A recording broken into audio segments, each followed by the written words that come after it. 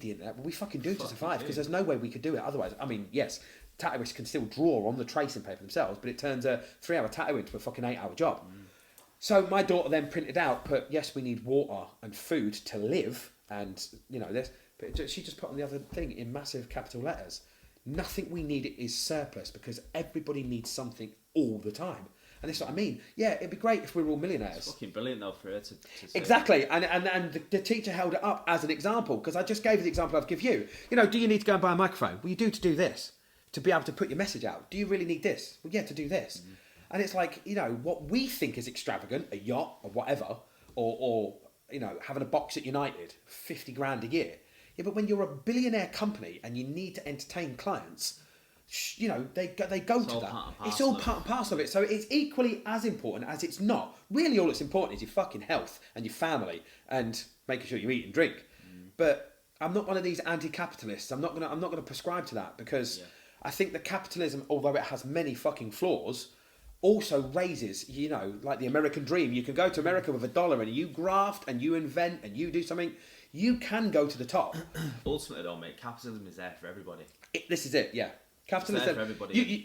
This with the internet now. Yeah, an idea, of course you can. You can be a billionaire on the internet, literally. Yeah, exactly. If you've got an idea and you've got to fucking work hard and you've got a passion to do it, then you can drag yourself out of a council estate into a nice area. I mean, we were watching, is it Beards versus Food? That dude on the internet the other day that just does the eating challenges.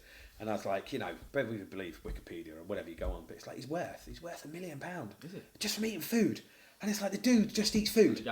Beard that just can pouch like hell. And it's like, who would have ever thought that you can change your life? I don't know what he did as a job before, but let's say he was an average Joe. From having worth $1 million. I know even that may not mean he's got $1 million in the bank, but being worth $1 million, with your companies and all the rest of it, just from eating grub. And that comes from you providing a service, YouTube paying for you that service and selling it to the masses and people watching it. I watched a video the other day of a guy bought a barn at the end of his mum and dad's farm because he couldn't afford a mortgage. They let him have it for like 8 grand or whatever, 10 grand. And he's in Ireland, in this little village in Ireland. And he literally just set a camera up and he filmed himself refurbing the whole barn. Put it on YouTube. It got 11.5 million views. And he went, right, well, everybody wants to know how much I got. I got 57 grand. He paid his mortgage off. He paid off all the loans he got to get all the stuff. And he said, and I managed to have about 5 grand left over. And now he's got a channel. And now he's got a channel that's going to be worth X amount of thousand. He's like last week, I got 1.9 million views on a short. He said, that's got me 6.5 grand. Do you know what, man? That's a positive to the internet, isn't it? Absolutely, Like, yeah. What it yeah. can do, Like what you just said about is the capital, is the money the thing. I think the internet is a horrible evil because of what it does to kids, young kids, men, girls, when people get sucked into shit. But I think at the same time, the fact that you can just literally you can go on your phone now and get anything you want at the touch of a button, and I mean educational wise. There's a guy, I think he's an American guy, and I've only seen a few of his videos, like a motivational speaker, and he goes on the time about like money and how to earn money that you don't have to work for and all this. And it's like he said, school is redundant now, really. Yeah. Because if someone like calculators made maths redundant because you can just go, there's the answer. Yeah, and how many times, and people go, yeah, but my teacher always say to me, but you won't have a calculator on you. I've got one on my fucking phone, and I've got Google on my phone. And I've got Khan University. So all on my them phone. arguments that the teacher had back in the day are now. I don't need to know now what Shakespeare said, because if I ever find myself needing it, I'll just cite the internet. I'll just go on the internet. And it's like, I don't know if you know about Khan University. So it's all of the UK's university courses online for free, and you can then do them. They send you a test, and then they give you a diploma. Are you serious? And it's a registered diploma. Khan University. Everything. Literally, you can put on there social psychiatry, and it will give you the 8 years of worth of studying.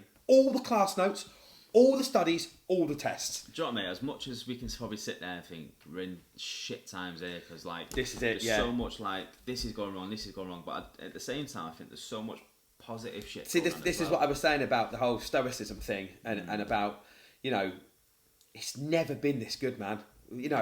I look out at my shop all the time, and you very rarely see a fucking old banger Fiesta or Nova or some lad fucking slumming it in a rotten car. Yeah. All young kids have got mint cars. Yes, they're getting in debt for them, but but at the same time, that debt is allowing them. Then they, because they've got a lifestyle that they want to uphold. Because I've been their quality of life is better. That's it. Yeah, but they want that fucking Mercedes Benz, A45, that fucking roars down the road. Yeah. And I think so they are in debt, but they're not going to let themselves get in debt. Exactly. They're going to work fucking hard to pay for that. And I think it would be very hard now to put the lifestyle back in Pandora's box. And I think this is partly what this whole, after the issue that happened recently, which you get banned if you talk about on Facebook or anything nowadays, I kind of think, have we had it too good for too long? You know, like that's why inflation's gone through the roof. Yeah. And now, because for the past 20, 30 years, it has been a good time for the vast majority. Obviously, I'm not saying that everybody has now tailing back on consumerism, has now tailing back on your 5 foreign holidays, your beefers. You know, everybody's been beefer. We've all done 5 bag at beefer. Can you actually now go, well, to save this, we can tail back on that? Can we cut down, you know, we're all going for net zero with carbon. Well, you know, you're not going to stop a population around the world going on holiday. You're not going to stop people driving the cars. You know, until, like we said, when people go, oh, Andrew Tate shouldn't be idolised, until you come up with something better, that's the way it's going to have to be. Yeah. And to then just go, right, well, everybody's electricity bills now have got to be £8,000 a month. My dentist, her fella's got a bakery in Chawton. Before this happened, his electricity bill was £1,100 a month. Big bakery, does a lot of corporate stuff. £6,500 a month. This bakery has been in Chawton for hundreds of years. It's going to have to close. Sad. All because we contribute just less than 1% carbon to the world's footprint. If you literally told everybody in England right this second in Great Britain to stop and not do anything, it wouldn't make any difference to the net. But yet, we're going to. Yeah. I mean, you couldn't get carrots and tomatoes last week. What the fuck? Because farmers can't afford to turn the fucking heaters on. Cucumbers or something. Your cucumbers and tomatoes. Yeah. Because farmers are saying, because Tesco's don't want to pay the money that we've now got to heat our fucking thingies in, Vivs and whatever it is, we can't afford to grow them anymore. I don't really eat cucumber, man. I was out shopping and I thought Michelle, you know, does a lunch. I thought I'll buy her one, treat her. And she doesn't use it for a lunch, surprise. Yeah, good point. And I thought, she went, oh, surprised you could get one of them. I said, what are you talking about? She went, started telling me that. I thought, well, sure. Michelle, I said, there's certain things, like I can have complex conversations, but things like the electricity being so high that farmers can't grow cucumbers. I know. But this is funny, like you say, controlled, because there's a greengrocer next to us. They've not had any shortage of anything. Yeah. And it's like people were saying, I'm going to a farmer's market and there's nothing. Go literally around the corner here and go past farmer's gate. There's everything for sale. Yeah, it's literally just these people that are stuck in this. Well, I go to Tesco's and if it ain't in Tesco's, then there must be a problem. And the fact that the news are pushing it, the fact that the news are like, well, there's a shortage of this. Fucking eat something else, dude. Yeah. There's fucking no end of options. I mean, obviously, we're 2 hours deep, Joe, and I'm fucking loving it. One thing I wanted to speak to you about. What's your thoughts on the whole COVID and the pandemic? And because I've not really sort of spoke to you about it and everything. Like, we got fucked at the shop. Really? Yeah, we did nothing. I did nothing at all. No masks, no fucking jabs, no nothing. We still went on holiday. I refused to do everything. I still went out. I got fucking hammered, chastised, had a go out, pointed at in the street. We had COVID marshals coming around the shops. I didn't entertain them. Then we had to cancel out. Did you have customers still coming in? And you were no, not when we were shut. No. When we were allowed to still be open, but with measures in place, we had no measures in place. We had the COVID marshals. Makes a difference anyway. It makes no fucking difference. And it's funny, isn't it? How the story. I don't know if I told you about. So COVID marshals came in. He said, just bring around flyers. I said, I'm not interested, pal. He said, oh, you're a COVID denier, are you? And I was like, I'm not a denier of anything, mate. I said, I don't know. I'm not a fucking doctor. I can see that people are getting ill. I said, but, you know, whatever. He went straight out of the shop, made a phone call. 3 days later, we had the council and the environmental turn up. And, I mean, we had a thing saying on the door, only one person allowed at a time. We followed the basic guidelines. One person allowed in at a time. If you're ill, don't come in. I put a post on the internet saying, unless you're booked in, don't come down. Yeah. Please don't come down. And if you do need to bring someone with support, please bring one person. A lot of people do when they're getting tattooed. And she was like, well, where's your sign? And I had a sign on the corner of the desk that had a wrestler on it. It said, wear a mask or fucking don't. So I was like, there's my sign. She's like, well, where are all your signs in the windows to alert people to COVID? I went, fucking the world is talking about nothing but at the minute. She was like, well, you need to have signs on the floors, you need to have this. And I said, right, at the minute, how do I afford that then? She went, well, you got a 10 grand bursary off the government. And I went, well, that was because we were shut for 6 months. Mm. She went, well, you should have used some of the money to make your shop COVID compliant. And I went, well, that's not going to happen, love. Anyway, It got a bit heated. 10 grand's a lot of money for 6 months, isn't it? 10, yeah, considering my business costs roughly around about $5,500 a month to just be open. Yeah. So if you consider, that's after 2 months, scenario, I'm done. But then the flip side, they then taxed us on it because it's an earning. So we actually only got about 6. Anyway, so we fucking shut down. We open back up again. She comes in, kicks off. 3 weeks later, 3 officers, council, environmental, Manchester Council, so not just our borough council, Manchester Council, all stood outside the shop. Big bang on the door. Open the shop. We need to come in. These 4 coppers. And I went, well, only one of you can come in because our waiting area is really small. No, we all have to come in. I said, well, you can't. COVID rules. 1 person, 2 metres. So they all stood there and went... Fucking brilliant. Right. Did you record all this? Yeah, I've got it all recorded. One came in, stood there, had a conversation with me. And I was like, he's like, I'm just checking if you're COVID compliant. He said, first of all, I noticed neither you or your wife, I assume. He says, I know that you're not wearing masks.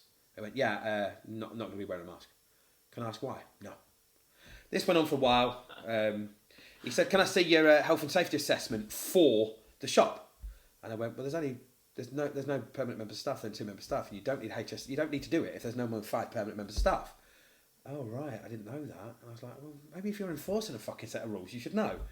Anyway, I then get a fine for impeding a health and safety officer carrying out COVID duties for the first visit when I asked her I threw her out. I asked her to leave. I said, you're not welcome because you're upsetting the customers. I don't need this. It doesn't need to get heated, you know. Anyway, so... How much is the fine? It was £100 first, 14 days to pay, and then it doubles every 7 days after that. So this was what a lot of people got when it got to 10 grand. So I fought my corner saying that, you know, she said a large tattooed man loomed over me. And I was like, well, you came into my shop, you know, I'm fairly approachable. At the time, you see me on the camera, because we've got cameras. A large tattoo man, in a tattoo In a tattoo studio. Funny that. I'm just sitting there tapping a pen on the table when she's talking to me. Anyway, and then she's like, and I felt extremely intimidated when he locked the door. And I was like, well, I told you why I was shutting and locking the door, because we couldn't allow anybody else in. We were keeping 2 metre distance. Anyway, so it went on and it rolled on and on. In the 9 months after that, we had 14 police visits. At one point, they nearly put the front door through. We weren't tattooing at this point, we were closed. We had numerous apparent anonymous complaints made against us because at the time, my wife runs a soap business. So she was making soap to sell mail order and the lights were on. So they thought the people in there. There was absolutely nobody in the tattoo studio. We weren't tattooing at all. This kicked off, carried on kicking off. My missus, with her mental health, took a turn massively. She had to be put on a high dosage of antidepressants. We still thought she was depressed at the point. She got knocked over by a car. With my daughter then being out of school and all the problems that were going on, we mentioned to the council that we'd had a PCSO come to the studio and pretend to be a customer and try to trap us into tattooing him. I've got a cash mate tattooing me out the back. I rang him on camera. Is that allowed though? No, it's entrapment. Entrapment's not allowed for. It's like a big, massive no-no. Yeah. So I rang him and said, hey mate, I've just got this number off my missus. Is this the PCSO or PSCO, whatever it is? He's like, who's this? I said, you know who it is. So he had this conversation and I got it on loudspeaker and I went, so it is? And he went, yeah. That's all I need to know. So I went straight to Stretford police station. Made a complaint against him. The head of Stretford police station was like, all right, yeah, well, you know, we're under duress at the minute. We're dealing with this and we've got to investigate every time. I'm like, 14 times, mate. He's like, I understand. I can see on your file that we've been out to you. There's been many complaints. And I explained about the guy and he went, okay. He said, I hope I've allayed your issues. Is there anything else I can help you with? And I went, yeah, I want to make a fucking complaint, mate. He went, oh, so you want to take this further? I'm like, you're fucking right I do. So I had to go in and make a statement. We then contacted the council and said, alongside with the police and your council staff doing what they're doing, you know, coming out and this, that and the other, it's starting to feel a little bit like intimidation. You know, you're pushing us on. Anyway, so I said, I'm going to take this further. We're in talks with a solicitor, X, Y and Z. And they came back with, and this is fucking verbatim, I've got the word, the council, if you proceed, we will then proceed with you against, and get this,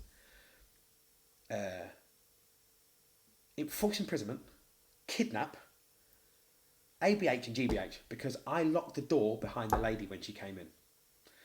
And I told this to a police officer we tattoo, and as soon as I said they came back with, he went, I bet kidnapping and imprisonment. I went, yeah. He went, I know exactly what they would do. If I had pushed that we were being intimidated, coerced, and in bad favour of the council, they said that they would take me to court. They would then proceed with But with kidnapping and false imprisonment, you have to have a certain element of force. So they have to then do GBH, ABH, and all the rest of it.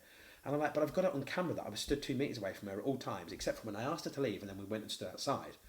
And my sister, who helped me with this, was like, "What are you going to do?" She's like, "Do you want your day in court?" And I was like, "Yeah, go for it. I'm 10 grand in on the fine.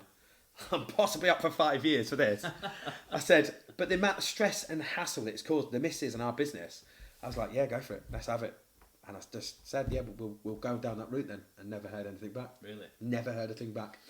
Yeah, because let's have it right, mate. Surely, if it went that way, they wouldn't have won anyway, would they? No, absolutely not. No, I mean, like I say, I'm pretty savvy. We've got a camera that faces just reception. We've got cameras outside, and thankfully my sister's a solicitor. So when she asks for like, apparently the council, when they deal with a business, they have to keep a record of what they've done. Yeah. And we picked holes in everything that was said. There was no evidence, and it was not backed up by the cameras. Even when the police came, and the guy came out from the council and he went, "Neither of them are wearing masks." And I've asked them to tell me why, and they're not. This lady went, "Well, they have to." And this copper went, "No, they don't. You can't ask someone why they're not. They can't ask for their medical records." What was the phrase that they use now? It's mandatory. Mandatory, yeah. Mandatory sounds like it's like... Unless you have a reason why you don't, yeah. Yeah. But it was all guidelines, remember? This was all guidelines. And now we see with all these WhatsApp messages coming out that even Boris was saying it's all bullshit. And it was all bullshit. And what's happened to COVID now, though? Exactly. People are still getting it. It's Ukraine now. It's Ukraine and Putin, isn't it? That's it, mate. This is the next big thing to constantly keep... This, if you look back, mate, it was so fucking big. It was like such a big fucking... But you know what? I think this was possibly... I think they've done it in the past, but I think this was possibly one of this WEF and all this getting together and saying, can we control the masses? Can we? I mean, they say they can, and they do this, and They do like the small tests. They do the small tests, don't they? Yeah, like TV and this. We know that TV is a propaganda thing. I mean, the BBC itself is all propaganda. I mean, it was started as a propaganda channel during the war. Yeah. To lift morale. Yeah. And as you can watch it now, and you can literally watch something happening live, and they will spin it another way. Yeah. And I think this was their big test. It's like my auntie. She's got a lot of health issues. She's older and this, that, and the other, and she's petrified of COVID, and she's petrified of everything. She's like, no, don't come near me, don't come near me. I know you're not jabbed, and I respect your right not to get jabbed, but please don't come near me. She's had both the jabs, 4 boosters. She's just been to Australia. She's just come back. She's got fucking COVID, and I'm like, but what point? My auntie's a fucking clever. At what point do you go? I've been drinking beer all night and I'm not pissed, but this can't be fucking beer.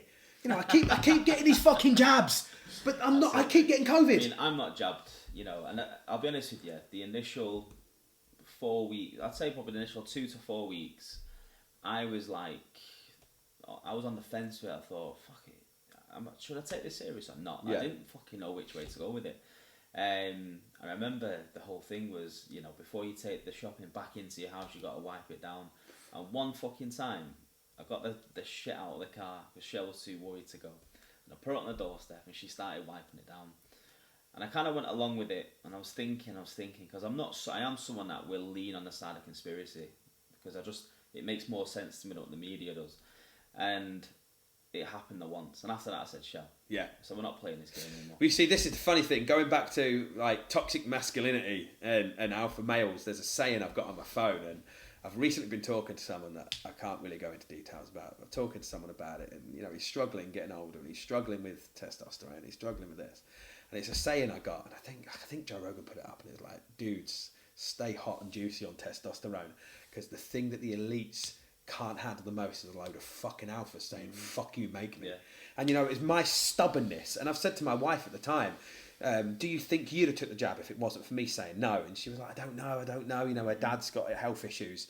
And it's just like the last thing these elites want. And this is what I buy into all this. They're demasculating the population. This is why we're demonised. This is why we're propping up people like Sam Smith. And again, I don't blame Sam Smith. Sam Smith's a fucking puppet like all music artists are. I don't blame him himself. I blame the system that promotes him but denigrates people like Andrew Tate. And Tate can say terrible things sometimes. There's a lot of prominent males that say terrible things sometimes. But the way that they do that, there's only one reason, because they want subservient people who they can control. And a load of juicy, roid-headed, gear-headed alphas ain't going to do shit unless they think it's right. As a man though, mate, come on, there's no better feeling than, probably more so in my 20s, No, fuck that. In my late teens to mid 20s, that whole period of, you know, being in the Navy, going out on the piss with all the lads, getting in a load of fucking fights, 20-handed, fuck. You know, we were like going out just pissed up, and all we wanted to do, mate, was literally just fucking fight birds and fight. And have a laugh. And we didn't necessarily want to fight, but we knew the fight was going to be there. Yeah. The reason being, we're in Portsmouth, we're Scousers, we're Scottish, we're Manx, from all over the fucking place, Geordies, Mackhams, everything, Southerners, you know. Yeah.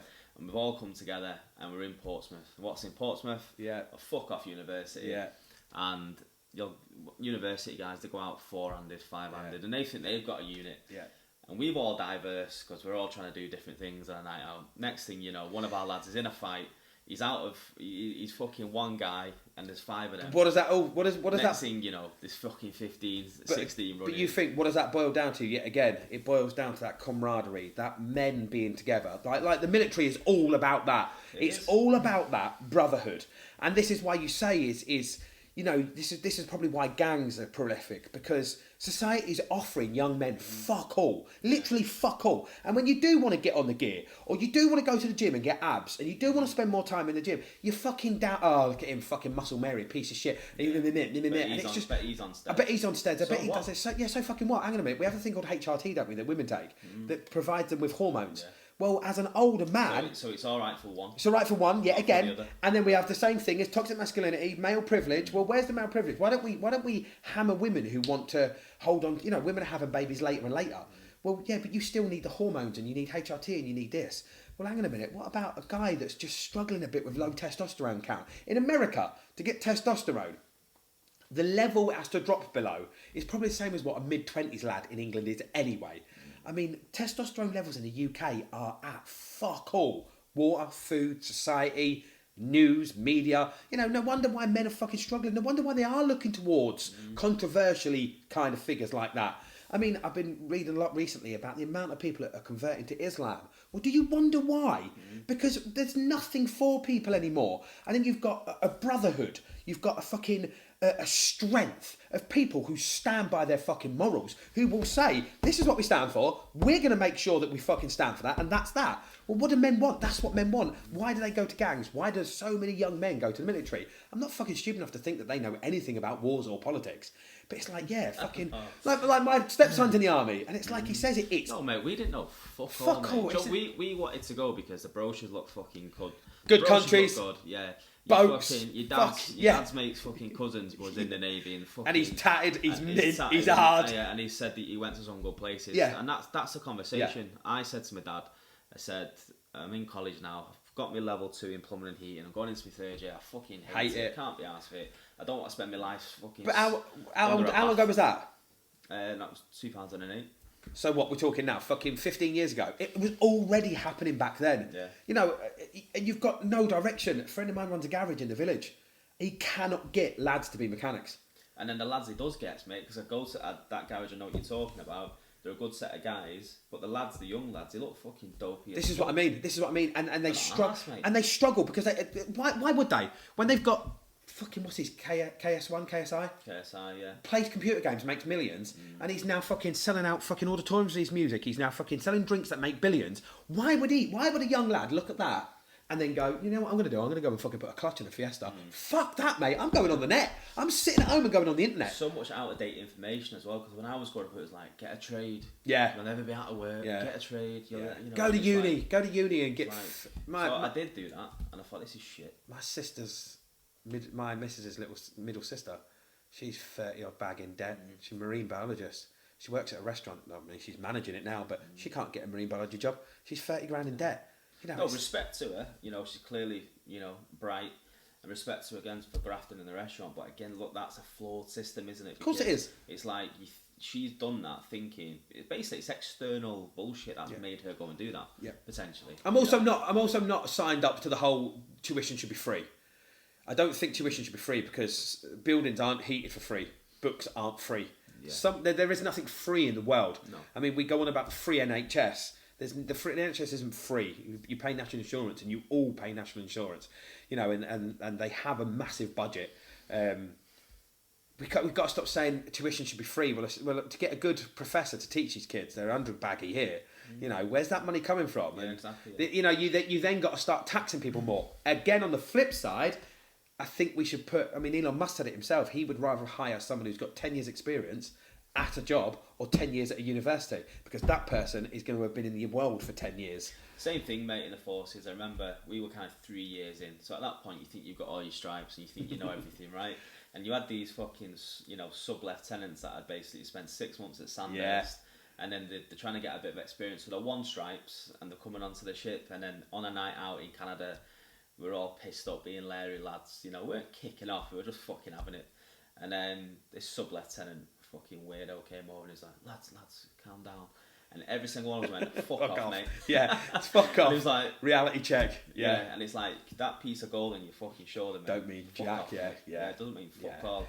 And again, I'm still that guy. I'm still that person. And I fucking love that, mate, to be honest with you. Like, I wouldn't want to be some fucking bitch who's like scared of fucking upsetting people. I've calmed down because I've realised that in my professional career, I can't be picking your fights, isn't it? Yeah, it's picking your fights. Picking your fights. And that's what I'm saying about the girl on social media. Yeah.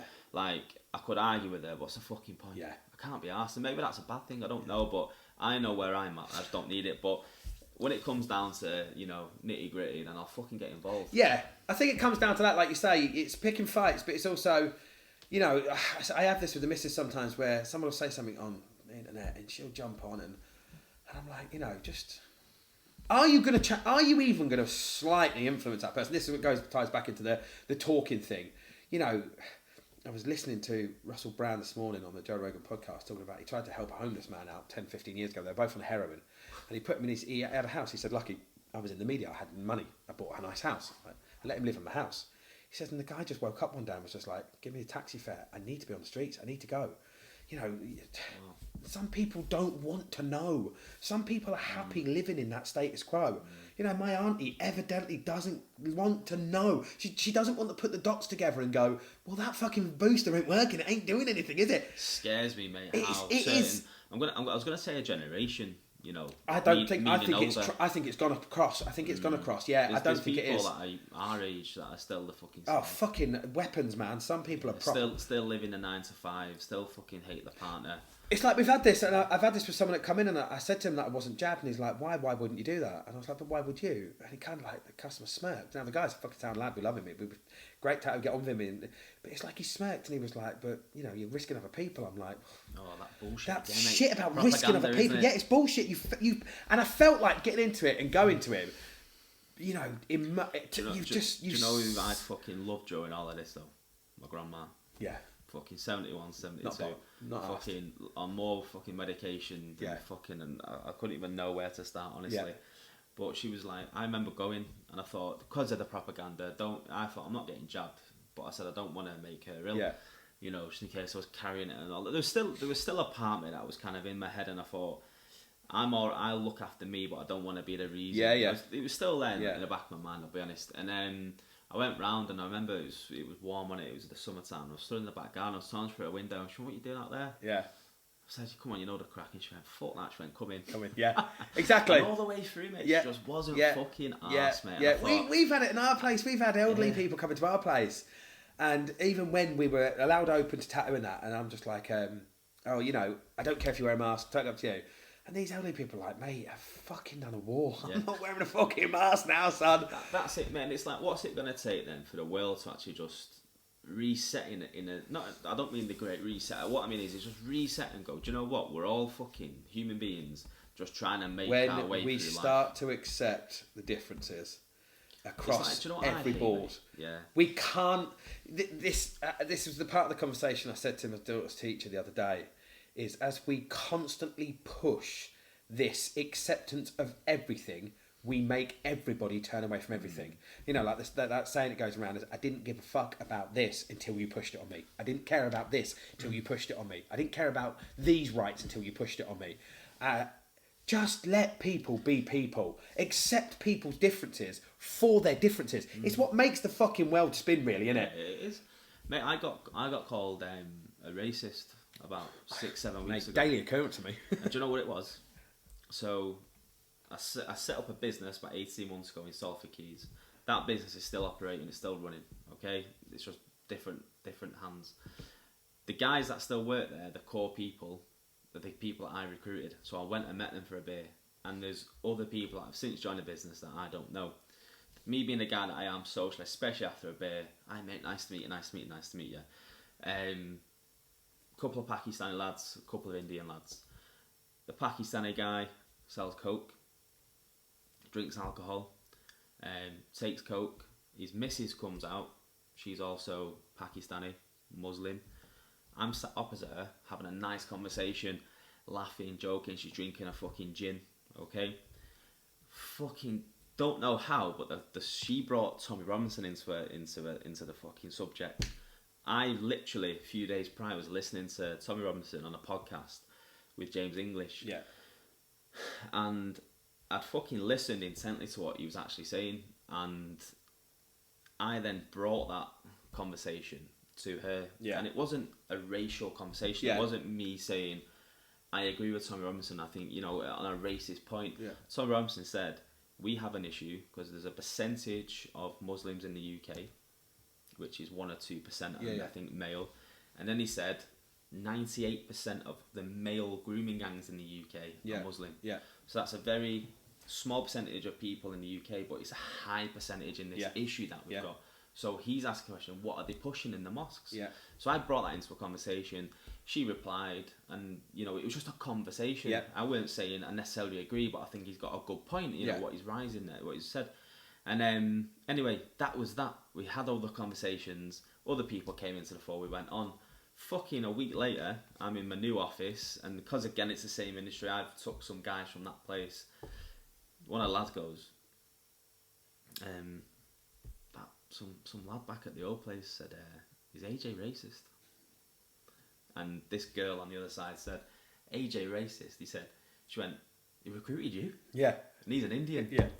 And he went, "Yeah, but he said this." I said, "Well, we'll check that." It's and it's like, I'm racking my brains thinking, "Yeah, Joe, I had a few pints, but one, I'm not an offensive guy. I would never ever, do anything to offend anyone." And this is the problem. It's making you question you. Yeah. It's making you question you. Yeah, that's it. And this is the thing. This is what kind of ties back into what I said. At some point, someone always makes a good point, but at some point, someone makes a bad point. Yeah. And like I've had it on a daily basis. I have it if I've talked to someone on the internet.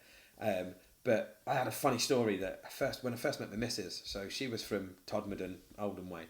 And I'd only ever been there to pick her up on a date twice. I'd never ever been to the place. I'd never got out the car. I'd never done anything. And she went out with some of her friends from school. One of her best friends, where they're pissed, went, "Is your Joe homophobic?" Abby went, "What?" She went, "Is your Joe homophobic?" And Abby went, "Right, well, firstly, if you think I'd be of a homophobe, you're a fucking idiot." I said, "And what makes you think that?" She goes, "Well, I know a lad who goes to the gay village a lot, who had an argument with Joe once, and he called him a cunt." And she went, "But was your mate being a cunt?" And she went, "Yeah, but he called him a cunt and he's gay." She went, "But he didn't slag him off for being gay. I must have been on the doors or something. And some lads tried to get in, and I've gone, fucking sling your rip, you cunt." And because he's gay, she's then put 5 and 7 together and come up with 34 and gone, "Well, he must be homophobic." And this is something we do in our studio. As I say, we tattoo all colours, all creeds, all religions, all races. We tattoo a Chinese guy, born in Hull, but his family from China. And we were having a conversation with him about it, and his name's Jeff. I'm like, your name's not fucking Jeff, is it? Yeah. He's like, "No, it's. And he reeled off they have massive names. And I said to him, "So why are you called Jeff?" And he went, "Well, in Hull, in the fucking late 80s, early 90s, we went to school, me and my sister, we've all got full Chinese names. And the head of year went, 'What's your name?' And he said his name. He said, 'What's your name?' He said his name. He said, 'What's your sister's name?' He said the name. And he went, 'Nah, I'm not fucking saying all that. You're Jeff, you're Sarah, and you're Dan.'" So since then, that's what they've been. And that's what they've been called. Fucking And I brilliant. said, but having this conversation and laughing at something like that nowadays would be construed as racism. And that's what's sad about it, isn't it? Well, it's lost its meaning though, isn't it? Like, because if we were kids, if you heard about someone being a racist, you'd be like, "What? He did fucking what?" And that kid would get it. You know what I mean? But now you can turn around and say, "I was watching James English and Tommy Robinson." Was like, "Oh, you're racist then?" No, what? I just watched a podcast. Yeah, because I told my dad about that argument, and my dad is very much like us. He'll fucking argue his point. He'll fight. He's not interested. But as he's got older, he's sort of mid-50s, so he's not old, but he's older. And I told him about it. He said, "Oh, AJ, when it comes to like, especially like race and religion, just best not to say anything." Best not to, yeah. I said, "Well, Nah, I said, I'm not gonna. I think as it's getting more open. I know what I said, and yeah. I know I wasn't. Yeah, you wasn't. I wasn't even fucking on the fence. I wasn't even skirting on the edge of risk. You weren't saying anything. I was just repeating what someone else It's mental how pointing out a conversation between two people, and because one person is labelled something. I mean, James English's got a pretty bad past, hasn't he? He's been in a bit of bother himself. Yeah. So why if you discuss James English, you're not torn down, but if this person's, you're torn down. I mean, I tattoo a guy who's Muslim, fucking brilliant guy, sound as a fucking pound, multiple businesses, doing very well for himself, and we discuss this all the time. And you know, he brings up something he always says in it, and we talk about the issues around race, religion, and stuff like that. And he's always bringing up issues, and I'm like, yeah, I have to be careful. What, you know, as I have to be careful what I say. He's like, you don't have to be careful what the fuck you say. You say what the fuck you want to say. Yeah. I might judge you on what you say, but you can say what you want to say. Yeah. And I certainly ain't going to fall out with you if you know, like he's Muslim. So I ask him about Islam and ask him about this. And at the time, I was sitting there talking, and we had Mrs. little sister there. She was like, well, what about burqas? Well, what about burqas? And he went, what about burqas? And she went, well, aren't Muslim women forced to wear burqas? And he went, what about nuns? She went, oh yeah, they wear. And he went, it's just our version of your nuns. It's no different. He said, so, you know, and it's like she's... You know what, mate? We're all the same. We are all the same. We're all the same, but you know what? We're all the same. Again, this yin and yang. We're all the same, but we're all so different. I talk to my mum in a way you probably would never talk to yours, because being a southerner. And you talk to your mates because you've done the whole military thing different. I mean, Ewan, my wife's son, when he comes back from the army, it's all the army lingo, man, and it's all the fucking it's gopping. That is this, because you get into that little circle, don't you? That's your life. It's not a job. He's not got a job. He's not. Yeah, he's got a way of life. And it's weird. We're so very, very different. I mean, look, the difference between Manchester and 200 fucking miles away to London is fucking night and fucking day. It's so different, and people always say to me, even the banter. Oh, the banter, the words we use, the fact that cunt slung out every other fucking sentence. I was so the business I set up last year was a Manchester and Bournemouth basically coming together, and we were doing the same job, but they needed a Manchester branch because they've hit max recruitment. Let's spread up north. So I was heading that up for them, and everyone was like, "Right, mush." And I thought, "Is this cunt taking the piss out of me? Yeah. What a fucking swat thing." Yeah. He calls it mush again. I'm having the conversation with him. Shell, if this cunt calls me mush one more time, I'm gonna fucking mad, isn't it? Whack him in the fucking mouth because it was pissing me off. And she was like, just calm down. And then I got on with this other lad, and I said, mate, why does everyone call everyone? I've heard this mush, what is it? He said, oh, it's just like... Mate, pal. Yeah, mate, yeah, pal. Yeah. I said, oh, fucking hell. And I was smiling like this, and he went, why? And I... Because I thought I was... Lost some shit about it. I tell you what, when I first moved to Lincolnshire, my mum, Duck. All right, Duck. Yeah. All right, Duck. Yeah. All right, Duck. Yeah. And I'm like, what the fuck? I'm not fucking Duck. But then you just used to it, like the way when they say yon side. Men in Yorkshire call other men love. Yeah, exactly. So I know, and it's like I still got quite a few friends from Lincolnshire, and there's a guy, famous guy called Farmer Farmer Wink, and he's old school Lincolnshire, never went to school. He's got his own language of counting. It's like him and his brother sitting there talking. It's like victuals is what they call food. And it's like yon. I know, but it's like, and he goes to London. The BBC, if you watch it, it's on YouTube. The BBC took him to London. Yeah, I didn't realise there were so many bloody people in the world. And he's like, they're like, you're going to go on the underground? Underground? What the bloody hell's the underground? Have you seen the Jeremy Clarkson programme, The Farming One? Yeah, it's fucking brilliant, isn't it? Yeah, isn't it? That brilliant. Guy who fucking speaks but no one knows what he's saying. That's exactly what it is, yeah. But because he's only ever been in that, but it's like you say, we're all the same, but we're all so fucking different. I mean, going back to my friend who died recently, him and his brother, I think there's 9 months different between them, they couldn't be completely different. And all the lads from Salford, when I first moved to here, I lived in Salford mainly for most of the time I lived it, and they all speak with a different accent. And I'm like, oh, where did you go to school? Like, same as him. How the fuck is it? Yeah, well, because my mum and dad are from the Eye. My mum and dad are from Broughton. My mum and dad are from here. I'm like, what? It's literally in 5 square miles and you've all got different accents. Different, yeah. And it's mental, and you're all completely different, but yet come Friday night in the Ope, watching United or at the game, coming home, getting shit-faced. It's weird. So one thing that'll probably like pull us apart, there's another thing that'll bring all them people together. Exactly. Yeah, and I do prescribe to this whole thing. Is like, again, talking about if you touch on racism, it's like fucking no one's any different, man. We're all the fucking same. And I know it's a cliche, but we all bleed red. We all cut the same. We all feel the same. We all hurt the same. I'm of the same fucking thought process, mate. We're all the same. But we need to learn how to accept the differences. I think that's a major part of it. I used to have a friend years ago when I lived down south. Adrian, his name was, and he was a black guy, and he used to come into. He met my mum a few times. Like, the way you talk to your mum, he said, if I spoke to my mum the way you spoke to your mum, my dad would fucking clean me out. And it's sir, and it's yes sir to my dad.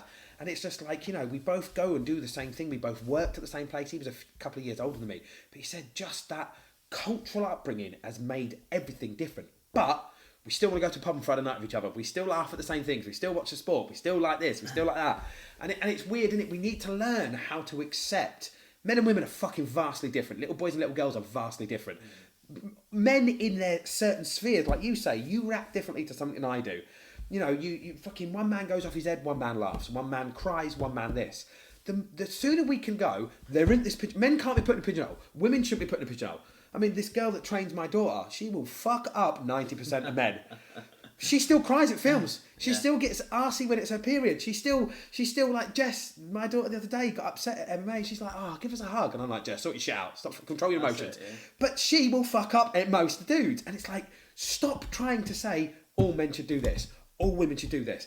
All black people should do this. All this, all this. We're all fucking vastly different. We're all the same. We're all the human race. How refreshing is that, though? So to sit and have that conversation... How refreshing is that? Then hard to get to people, though, isn't it? Though, and fucking just focus on the negative. It's funny though, because put everyone in the same. I think if you can sit there and go, that particular belief of people are all this, that's fucking ridiculous. Because look at all Christian, look at all white men, look at all fucking gingerhead men, look at all men with beards, look at all men with tattoos. Like fucking 15 years ago. Tattoos. If you had a tattoo, you were a ruffian, gangster. Yeah, you're a scumbag. I mean, you were saying you're watching the James English thing with Tommy Robinson the other day. I mean, I've seen a massive shift in his take. Like he said, I used to be at Islam. He's now at the extreme part of, and it's like you say, you can't label a group of something when you're talking about 10,000 people when there's fucking billions in the world. You can't say all whites do this, all blacks do this, all gingers this, all ginger. You can't do that.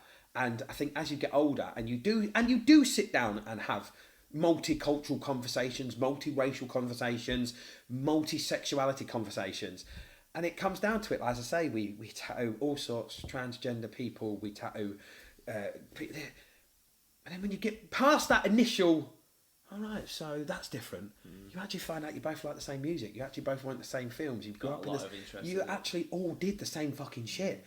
And you can sit there and go, that's pretty good. Because without you in my life, I wouldn't see this.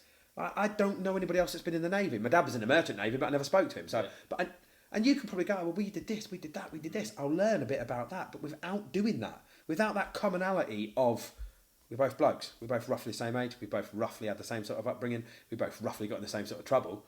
And that brings us together, but there's also so many different things. Because imagine if we were all fucking the same.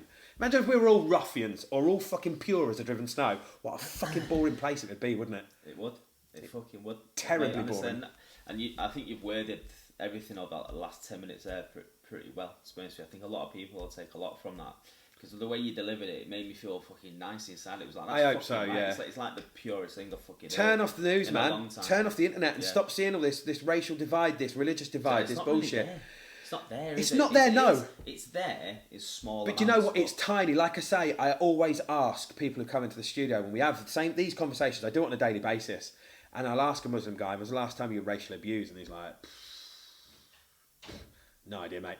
Or I'll ask a black guy, "When was the last time you were racially abused?" They're like, "Don't know." But if you listen to the media, if you listen to the fucking shit that goes on TV, it's every day, it's every corner. Yeah. You're walking out of here and it's like fucking.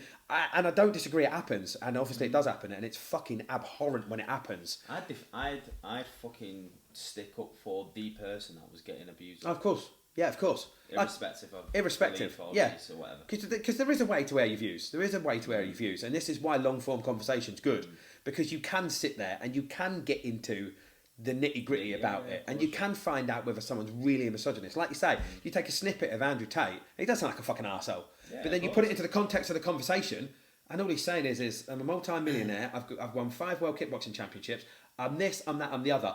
Are his business practices slightly dubious? Would I do it? No. But Fuck me, I'm sure Tesco's make dubious decisions all the time.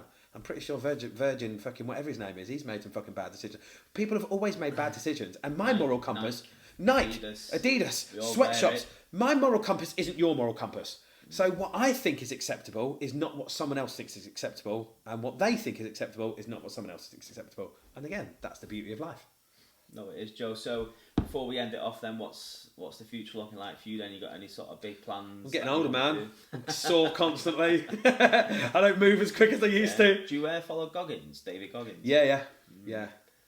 He is. What do you think of his message? He's a machine, isn't he? Yeah, good. Yeah, definitely good. We need that. You know, where are the men that are going to build the bridges anymore? Where are the people who are going to throw themselves? I mean, I was talking to a friend the other day. There was a story about that little boy that got in front of that pit bull that attacked his sister. And it's made a mess of him. What a fucking... That's a fucking hero. A little boy that hasn't had the social... You know, people say it's a social construct. It's social... People have put this on people. You only act like an alpha male because you think you have to. No. That boy wasn't thinking about any of that when he saw his little girl getting attacked by that dog, his sister. He stepped in the way and he just fucking took the bites. No, it's fucking nice, mate. I mean, I was today just in the Sale Water Park feeding the ducks. Took my niece who's 3, Ronan 5, and Ronan learnt, because I took him last week as well. So Ronan learnt from me saying, Ronan, just be careful, don't get too close to the edge. Right, you'll fall. I know you can swim, but I can't be arsed driving you home. Can't be arsed with doing it, yeah. And he was like, all right, Dad, yeah, no worries. Cocky little fucker. Yeah, typical boy. And then Kyla today, 3 years of age, a little girl, get close to the edge, Ronan. Kyla, just be careful. And I thought, mega. That's what it's about. That's it. That's what it's about. And I struggle with people who I know who they got, you know, they're on the bottom rung or something. Some of my friends still are. You know, people are struggling, and I'm like, yeah, but you know, you're putting money aside for the kids, aren't you? Now fuck them. I'm like, oh, my son wants to be the same as me. Now, a funny story going back to my dad. I fucking despise the fucking guy. My dad used to work for London Transport as a fitter. Funny how I went to college and qualified as a mechanic. My dad passed his class 1. Funny as by 21 I passed my class 1. Yeah. You know, and my mum said, all you've done without realising it is try and better him, to emulate him. And it's like I say to my daughter all the time, it's like, yeah, but Dad, you know, you've got a business, you do okay. I'm like, yeah, but I don't want you to go through what I went through. And I had a massive argument with Ewan just before he joined the army, my stepson. And I said, you're going down the same route as me, you dick. You know, maybe not as bad as what I did, but you're going down the same route as me. You're fucking everything up, and you think everybody's against you. And I said, and you're going to end up being a fucking lorry driver, son. And then lorry driving back then, before the pandemic happened, when we were on shit wages, I said, and then you're fucking struggling, mate. You're taking 300-400 quid a week. Yeah. And life's then a struggle. I said, it's not that you can't be happy and you can't make a good life, but it's a struggle. And he was like, yeah, but you're fucking lucky that you met my mum. And I'm like, you're fucking right, I am. But believe me, we've sacrificed so much to have the business. And believe me, it's not as profitable as you think it is. We've sacrificed so much because I don't want Jess or Ewan to have to go through that. Yeah. You know, like he needed a car. We've just been made grandparents, so he's in Colchester. Congratulations. Thank you. He's in Colchester. She's in Scotland. And she was in the army with him. She was in Signals. They met each other in the army, got her up the duff. She now lives back in Scotland with her parents because they can't afford a house, obviously, but he's still in Colchester, so he's still on exercise and all the rest of it. 296 quid the fucking trainers return. And I said to him, right, start saving some fucking money. And he came up the other day, brought Litland, so we were playing with Litland. I said, how much you got? It's like 500 quid. I'm like, it's an 800 mile round trip. Oh, fucking hell. So I just said to him, like, I'll help you get something. I said, how much can you scrape together now? And he's like, I'll get $1,000. I'm like, right. So I give him another $1,000, go and get a fucking car. So we got him a fucking diesel Mondeo so that he can just get up and see it. And that is something I never had as a kid. My dad, mum and dad. It's just a chance, isn't it? It's like a. You know, it makes a difference. And it's like I said to my daughter, it's like when he'll fucking love that though. We go out for, not so much anymore because obviously the cost of everything's through the roof, but a few years ago when my daughter was, say, before 10 years old, we'd go out for some food. And I'm like, Jess, you have to understand, babe, I did this once as a child of my parents. Once, only once. So you actually tell her that, yeah? Yeah. Oh, yeah. I mean, from day dot, I've always said to Jess, we can buy you one new present for Christmas, or we can get you 20 second-hand ones. And she'll always want the second-hand ones. She sells all of her old toys on eBay, or she gives them to charity or anything like that. And I've always said this to her. We go shopping in second-hand shops. She buys second-hand clothes. We go to thrift shops. And I'm always saying to her, babe, you know, a new pair of trainers is 100 quid. You can have 6 off of eBay, or you can have 6 out of the charity shop, And she's like, yeah, because I want the red ones and I want the blue ones and I want the pink ones and I want the green ones. And we do that. And I always try and say to her, like, you know, we're lucky enough that we haven't got a villa, but we rent a villa when we go on holiday. Only because we're both antisocial, me and the wife, so we don't want to be around people. But we rent a villa. And I'm like, babe, you've got your own pool. You've got your own villa. I'm like, no, take it back to Joe, age 5 in accounts. $9.99 holidays, if ever. I mean, I don't remember our first holidays. I think we went to Wales once, and then it was the Sun $9.99 holidays where you jumped on a ferry and you went to France. Yeah. And we were given £10 spending money on holiday each. And I'm like, I know obviously times have changed massively. And I look back and then we had it. At least we had it. There's a lot of people who didn't fucking have it. Like my brother's kids have never been out of the country. And it's like, there's a lot of people who don't ever have anything. So at least we got something. This is what I say, like I might have painted a bad story at the start with my upbringing. But I have conversations with my mum. She lives in Spain now, but I have conversations with my mum and I'm like, we always had clothes. We didn't never have designer. We always had a dinner on the table. We didn't go out for meals. We didn't have very many takeaways. I can't remember once or twice. We had heating. We had stuff. My old man grafted, and there was a paycheck at the end of every week there that my mum fucking could spend. And my mum was a traditional woman. It's a traditional relationship. My dad did fuck all around the house. Yeah. But he grafted a lot. He was out cheating a lot of the time, but he was working. He worked away as a lorry driver. He worked away for weeks on end. And we had that old house where we had to come home and none of us kids were allowed to talk when we come home from school, or he'd come downstairs and fucking batter us because he'd been on night shift. And at the time I was like, what a fucking miserable arsehole. Yeah. And as I'm getting older now, and I'm like, understand it a little. I kind of understand it, yeah. And this is the thing, my sister hasn't got a red round it. She cannot understand it, but I kind of can. He went too far with what he'd done. Yeah. But I kind of do get it. 3 kids under fucking 13 in the house when you've been on night shift. You've done 16, 17 hours. Picture your dad, he's fucking tired. Oh, tired, miserable, sick of it, yeah. Dealing with his own demons from his fucking childhood. Yeah. He's probably riddled with fucking guilt from what he's done to you. Oh, mate. But he can't get out of a vicious circle. Of course can't. Yeah. Last thing he wants to hear is fucking... Yeah, load of kids kicking off, fighting. Me and my brother, we fought constantly, battered the shit out of each other. That's what I said to this coach man over there. I said, do you know what? He was sat there, mate, and he explained me to a T, and he keeps doing that. So he knows what he's doing, and I just said to him, I said, fucking hell. I started laughing. So what are you laughing at? And I said, everyone needs this. Yeah. We're not that complex though, are we? No. We're really not that complex. Everyone needs therapy. Everyone needs someone to talk to. Yeah. And someone who knows. It's like when you say about Jordan Peterson and that, and you've done the online thing. It's like there's only 3 or 4 different types of personality. Yeah. And you fall into one or the other. Yeah. And when you fall into one, you generally overlap a couple of others, but you act according to that. Yeah. I think there's 5, isn't there? There's 5 pillars. Yeah.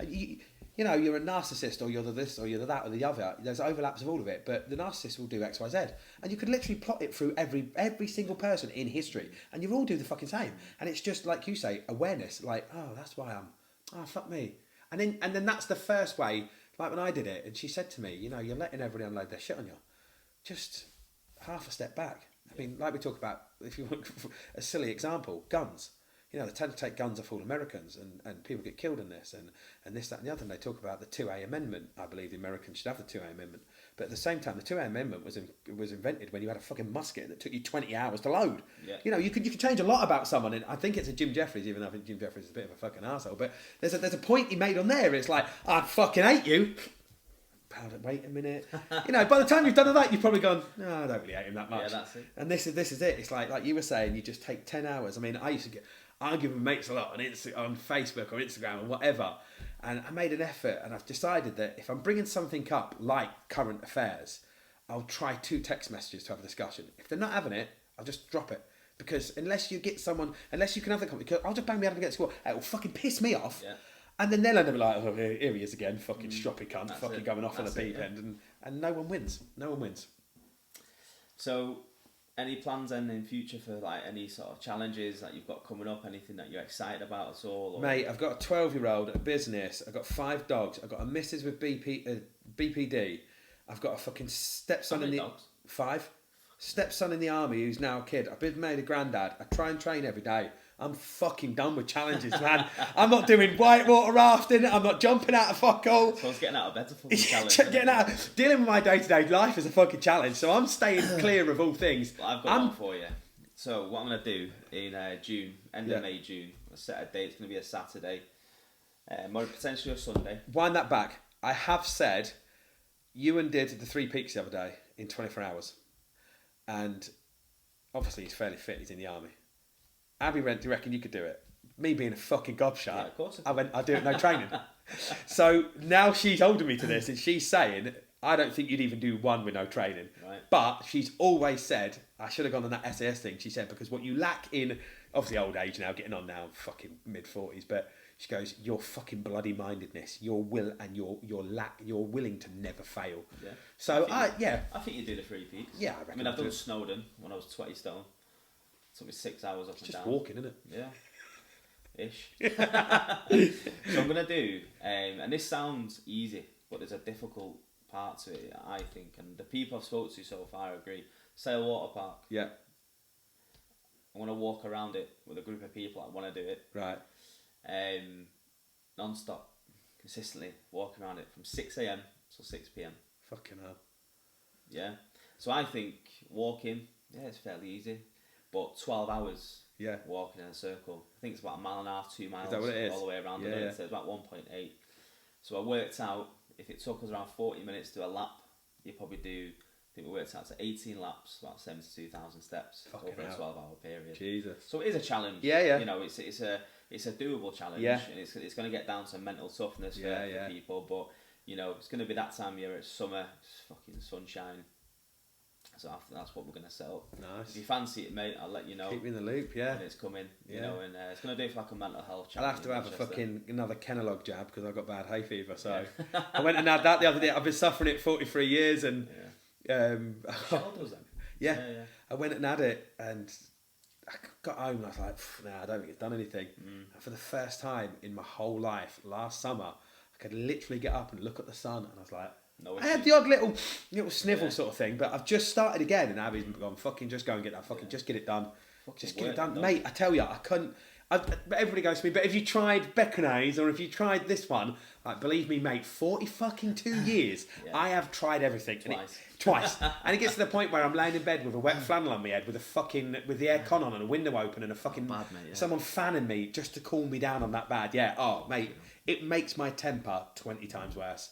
I am a snappy bastard, and it ruined summer. Because even when I was younger and drinking, my boys would be like, let's go town, when I was living in Manchester. All the Salford lads, after football, we're all going town. And I'd just sit there, and alcohol's bad for hay fever. So I'd have a sip, and I'd just be streaming, and you're like, I'm there in my fucking garbs, and I'm fucking ruining my summer. I'm going home, lads. It's no point. Or do you want to come around for a barbecue? No. Because I'll be miserable. I'll ruin your night, and I'm just excited. I literally spend summer sat indoors. It's your life, doesn't it? Fuck it, mate. Bad hay fever is shit. But then place in Didsbury, I just rang them, and they were like, yeah, come down, 2 minutes, you'll be in here 2 minutes. I was like, jab in the arse, got out of there, got home. Next couple of days, it got less and less and less and less and less. And this was at the start of summer, so I should have done it beforehand, because you can have 2, can't you, to build up. Yeah, like a build-up sort of thing. And I started waking up in the morning, I'm like, I haven't sneezed. Yeah. And she's like, and you've been outside today? And I'm like, it's fucking mental. There you go, mate. So the next 42 might be better than the last 42. I hope so. Fucking hell, if I make like second 42. No, you will. Yeah. You will, mate. Well, I wish you all the best for it, mate. We'll stay in touch this time. Nice one, dude. Yeah, definitely. Good. Man. Thank you, sir. Coming on, mate. And we'll probably be a part 2 as well. Not a problem. Yeah, definitely. We can delve into a few more things. I say things. this to everyone because fucking hell, mate. When you get into a deep conversation, it could go forever, can't it? Yeah. It could go forever. Like a Joe Rogan, 3.5 hour. We'll be competing against him soon, mate. Yeah, definitely. Right, top man. Yeah, nice and bud. Cheers, Thank you.